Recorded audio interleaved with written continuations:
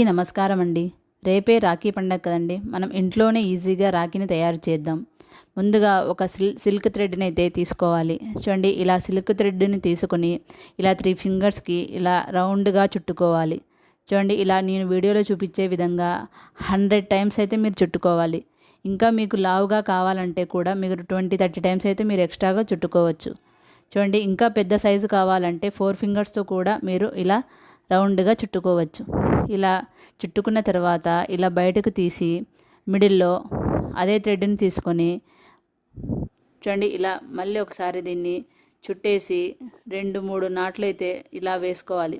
చూడండి, ఇలా నాటు వేసుకున్న తర్వాత ఇలా కట్ చేసుకొని అటు సైడు ఇటు సైడు కూడా మనం నీట్గా సిజర్ తీసుకొని ఇలా నీట్గా కట్ చేసుకోవాలి. ఇలా కట్ చేసుకొని మనం మిడిల్లో ఒకసారి అటు ఇటు అంటే మనకు రాఖీ రెడీ అయిపోతుంది.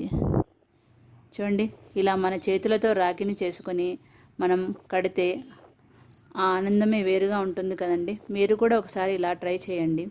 చూడండి, మనకు రెడీ అయిపోయింది. అదేవిధంగా అదే థ్రెడ్ని తీసుకొని మనం జడలా అల్లుకోవాలి. ఇలా 3 పాయలుగా తీసుకొని థ్రెడ్స్ని జడలా అల్లుకొని ఇలా రెడీ చేసుకోవడమే అండి. చూడండి, ఇలా రెడీ చేసుకున్న తర్వాత ఇలా గమ్ పెట్టి స్టిక్ చేసుకోవాలి. ఇలా స్టిక్ చేసుకున్న తర్వాత మన దగ్గర కుందన్స్ కానీ ఏదైనా పూసలు కూడా ఏదైనా ఉంటే మనం దానికి డెకోర్ చేసుకోవచ్చు. చూడండి, సింపుల్గా అయితే నేను రెడీ చేస్తున్నాను. చూడండి, ఎంత సింపుల్, ఎంత ఈజీగా రెడీ అయిపోయిందో రాఖీ.